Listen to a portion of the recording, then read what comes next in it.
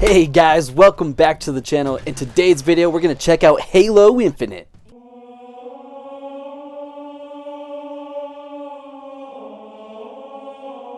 Welcome back guys. Like I said, today we are checking out Halo Infinite. If you guys are new to the channel, please be sure to like and subscribe as we are making new videos all the time. And I just want a big shout out to all my subscribers. You guys are freaking awesome and I appreciate all the effort and time you guys take and watch my videos. Without further ado guys, let's just get right into it. First of all, for video's sake, we did review the game on PC and on Xbox Series S. Unfortunately, I don't have an Xbox Series X yet, but I was able to play Halo Infinite, both the campaign and the multiplayer on both, like I said, the PC. I'll link my PC specs down in the description below so you guys can see what I was running on, and then obviously Xbox Series S. Also, this video did take me a little bit longer to beat, not only because I was playing on both, but because there are some issues with the PC. It actually somehow corrupted my save file, and so I was like 5 hours into the campaign, and for some reason it wouldn't load, wouldn't boot up, and so I did unfortunately have to start the game brand new. There was no way for me to recover my save files, and it is on the cloud, so I tried to jump onto Xbox Series S to see if I can, continue where I was left off. Unfortunately, it seemed like that particular save file was corrupted across the board, so that's why this video took me a little bit longer than normal to put out for you guys. First thing right off the bat with Halo Infinite, guys, this is from 343 Studios. It is the third game that they've made, and it's the best 343 Halo game that they've ever made. Now, I don't necessarily think that this is my favorite Halo game. It definitely has a lot of things that I really like. I don't know, there's just some things that I really liked and some things I didn't really like. Let's just get into it. First thing, guys, the gameplay is solid for Halo Infinite. I can't believe how fun the gameplay is, all the different guns. Like, this is probably the best first-person shooter game that I have played in a long time. It was just so satisfying, especially, like, I really liked the multiplayer, playing with my brothers, playing with my friends. It was a lot of fun. I could sink hours into it just because the gameplay itself is just so fun. It has some of the most solid gunplay. Like, I just loved all the weapons. All the weapons here felt fun to use, and I can't say that about all the Halo games. Obviously, everyone has their favorites, but I think this was the first game that I didn't just stick to the BR the entire playthrough. I like to switch it up. Even some of the alien guns that I typically don't like as much, I had a lot of fun with. Shoot, I can't even remember all their names. They were just a lot of fun. One that is a lot of fun, but I'm terrible at, is the Skewer. I loved using that in the campaign. And every time I get that in multiplayer, it's a lot of fun, although I am freaking terrible at actually using it. Just like with any other Halo game, the music is so good here. Like, just the traditional Halo music mixed with some of the new soundtrack. I actually really enjoyed this music. There's a lot of times, even with like the loading screens for the multiplayer or the loading screen before you boot up the campaign, was just fun to listen to. Music during the boss fights in the game, just all the music combined, I thought was really excellent, and I really loved it. Moving on to the story part of Halo Infinite, I thought that the story was surprisingly fun. It had a few twists and turns there. I don't want to get into any spoilers for anybody who hasn't played it yet, but I will say that the game is, or the story itself is decent. I wouldn't say it was super good. Obviously, like I said, there are some surprises along the way, some things that they kind of set up or whatever, and also there's some reveals that I kind of saw coming like a mile away, so it wasn't like when they finally revealed something I was like, oh yeah, called it. And then with that being said, the story just kind of ends. I don't want to, like I said, I don't want to spoil it, but I was actually kind of surprised when it ended. I thought that was going to keep going. Like, it gets to a point where it builds up, and the story is fun, but it just kind of ends. And so after it ended, I was just like, oh, I guess I beat the campaign. I thought I was only like halfway done, but I guess not. It is only about, I think if you just stuck to like the main story, you could probably beat it in like 8 or 9 hours. I think it took me 16-ish to beat, but I did do a lot of exploring in the open world and checking off a lot of the enemy fobs and taking out the wanted enemies, the banished enemies. So it did take me a little bit longer than normal, but like I said, the story was it was good for what it was. Now, with that being said, it is, like, if you were to go buy the disc version of this, it is $60, and I don't know. I don't know. So, the campaign is, like, if you have Xbox Game Pass, that would be the way to go. Pay the $15 for Xbox Game Pass for a month, play the campaign. The multiplayer is technically free. You don't need to pay for it. I mean, obviously, if you're on Xbox, you probably still need to pay for the Xbox Gold or Xbox Live for, the online stuff. But paying $60 for the physical game, I don't think is worth it. Because you're just getting the campaign. There's a lot of features missing. There's no co-op. There's no forge. There's just a lot of different modes that are still missing in the base game that I can't justify telling people to go pay $60 for it. I would say go buy Game Pass for $15, play it for a month, because it won't take you a month to finish the campaign, and then that'll be it. Now, this is the first Halo game to have an open world type game, and I actually really liked how it was done here. I'm not a huge fan of open world games, to be 100% honest. I'm very OCD, and so when I see, for instance, when I boot up Assassin's Creed and I just see 1,000 things on the map, it gives me anxiety because I have to do everything. And here, there's enough that there's things to do, but it's not overbearing. So when you jump on the map, it doesn't seem like there's just 1,000 things for you to do. There's, 10 or 12 things that are there each time you unlock a new fob. And so I really liked that it was kind of a happy medium. It wasn't too overbearing, but there was enough there for you to do. Plus, the world itself is big enough that there's a lot of exploring. I love to just kind of randomly walk around. And a combination with that and the grapple shot just made exploration a lot of fun.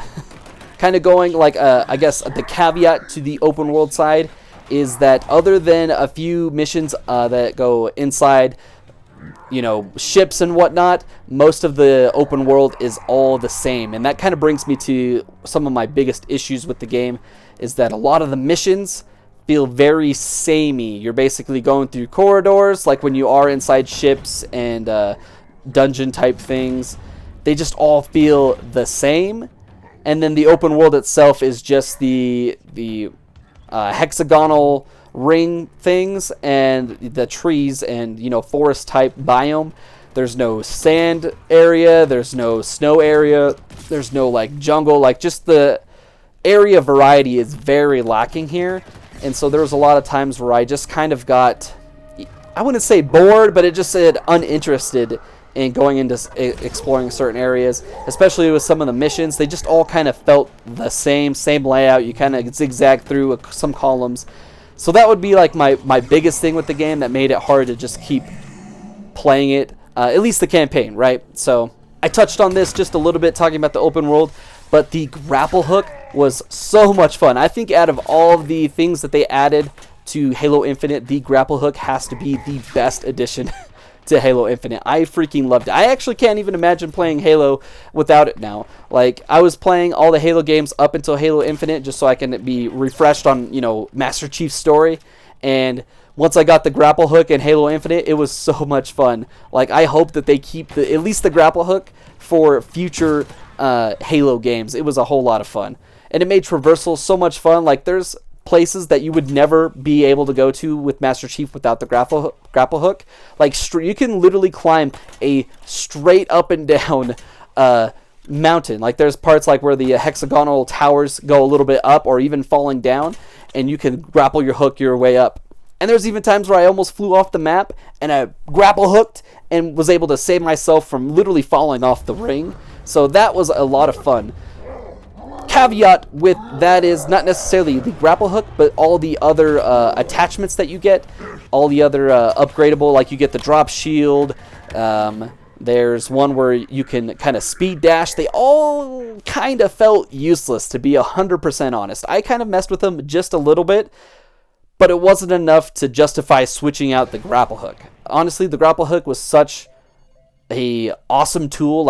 I loved shooting it. You can upgrade it to where you shock enemies, and then you can even upgrade it to where you shock enemies and then you hold down the toggle and you can literally do a super punch and blow up all the enemies within a radius. So all the other there's a enemy radar.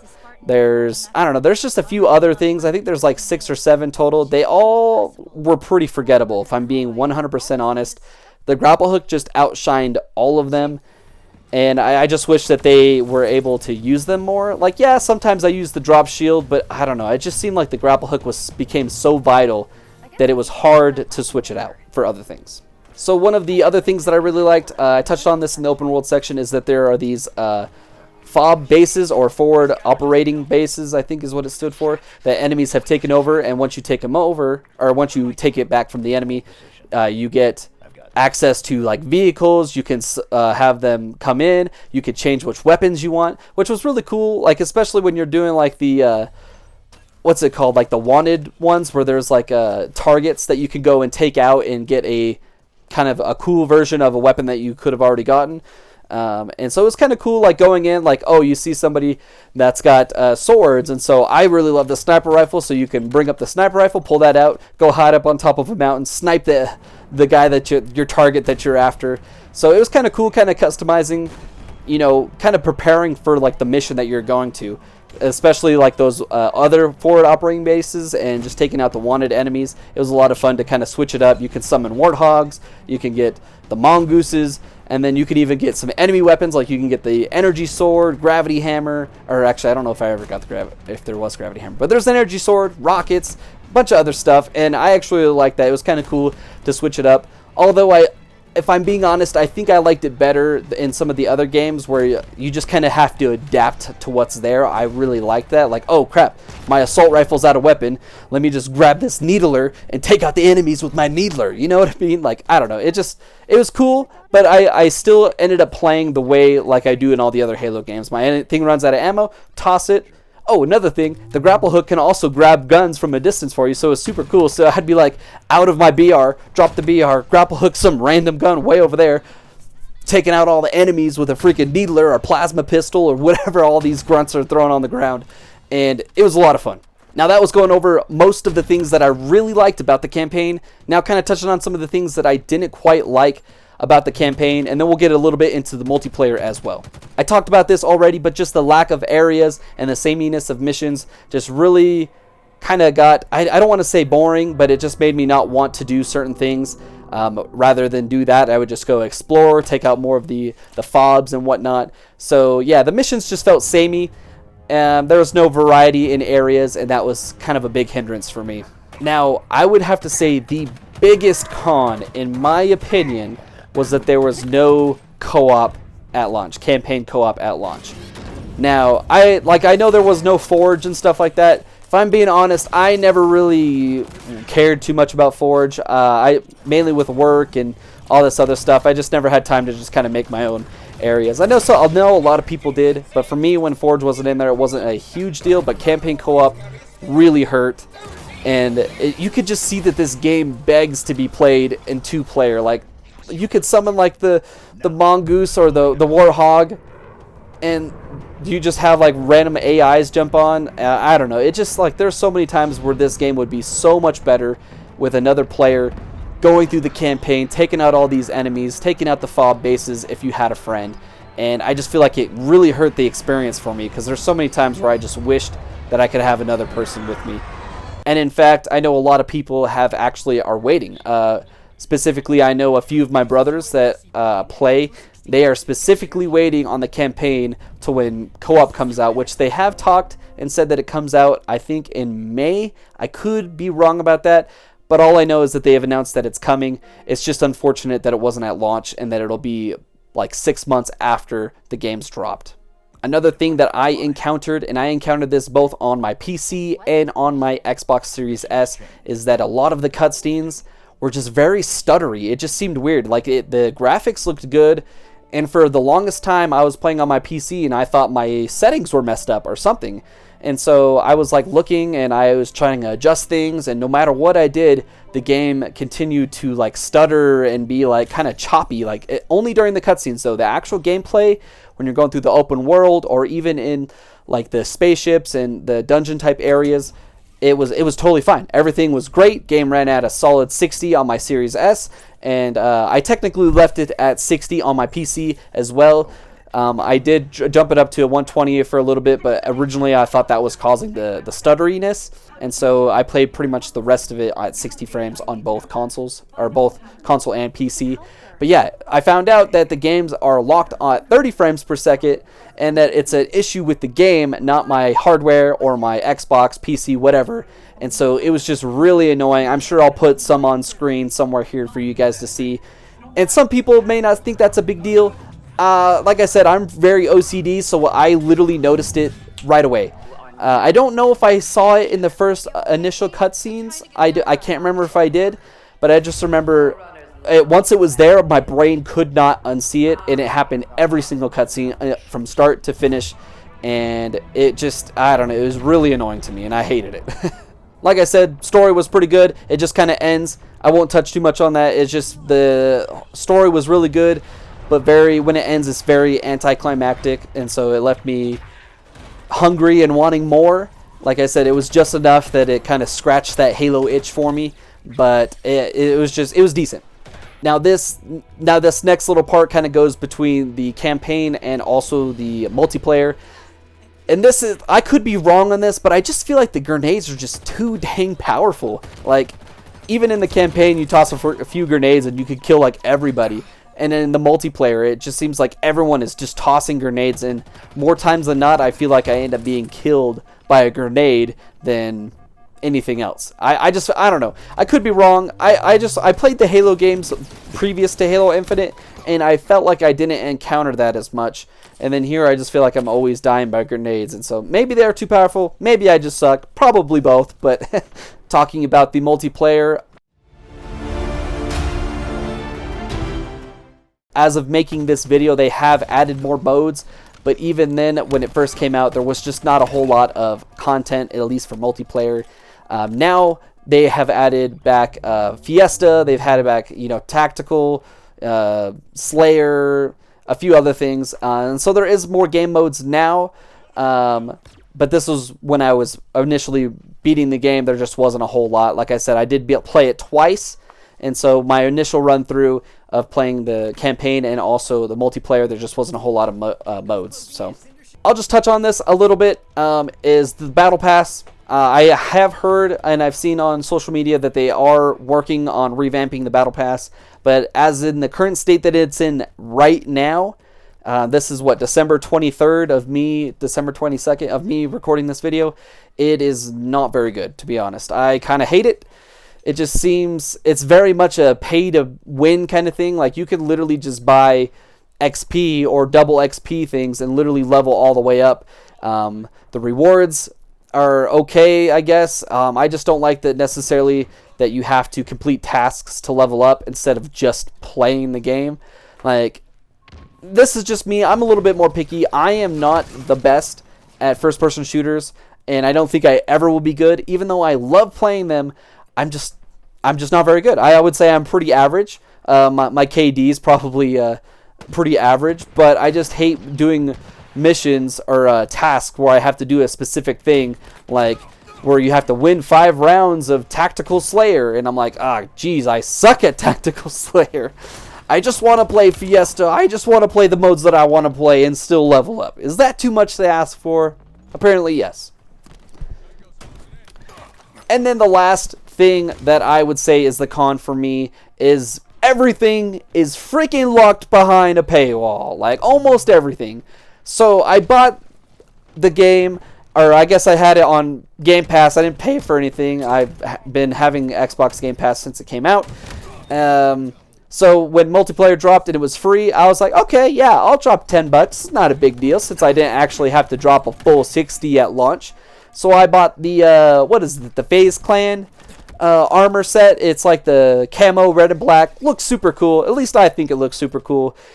Well, as you play through the campaign and as you go through the Battle Pass and you unlock all these cool armors and whatnot and switch them out, you can't actually take your color that I paid $10 for, and add it to other armor sets that I've already unlocked. It just, why? That's so dumb that you have to pay for the colors, and not only for the colors, you have to pay for the colors for each specific armor set. I can't just take the armor set that I bought and transfer it over to maybe this gear that I like better. Like your armor colors is locked into a kit, and that's it. I really, really hope that they fix this in the future, because it is so annoying that I can't. Because, I mean, the FaZe Clan armor looks cool, but I got a cooler helmet. And I was like, wow, I want to switch out my helmet. Or I want to switch out my shoulder pads. Or, you know, my wrist armor. You know? And then it's like the second you switch it out, it's like, oh, unequipping kit. And I'm like, oh, wait, okay, so let me go back to my colors. Nope, can't choose that color because it's locked. So it's like, not only are everything locked behind paywalls, but they're locked to specific armors. And I just hate it so much. Ugh. Might be being a little bit over dramatic, but still, it literally drives me nuts that I paid for it and I can't. It just really limits the customization options that we've had in previous Halo games, like Halo 3, Halo Reach. I loved that you could just kind of customize it however you wanted to, and now everything's like, oh, $10 for this, $10 for that, $10 for this. Oh, but you can't switch them around because that costs another $10.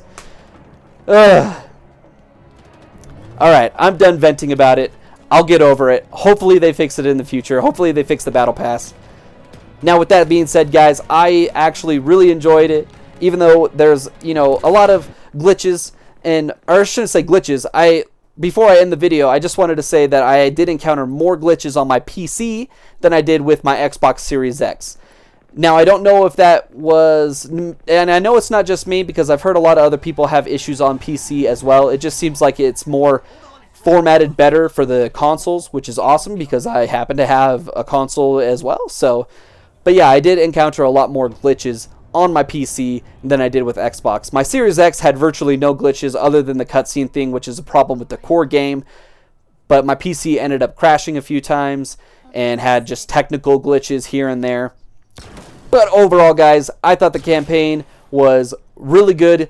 Is the best one that 343 has done themselves, which may not be saying a whole lot. Is it my favorite Halo game? Probably not. Was it super fun? Absolutely. Was the multiplayer fun? Absolutely. The gunplay, the first-person shooters, is probably the best first-person shooter I have played in a very long time, and that is awesome. In fact, after recording this video, my brothers have already messaged me, and we're going to go play some more online. It's been a lot of fun. Overall, guys, considering the campaign and the multiplayer and kind of putting them together, I think I would give Halo Infinite a 9 out of 10. It was awesome. It was a lot of fun, and I can't wait to see where the series goes next. And that's going to be it, guys. I hope you guys enjoyed the video. If you did, be sure to leave a like and subscribe, and let me know down in the comments below if you guys have played it, what's been your favorite part, and we'll catch you guys on the next one.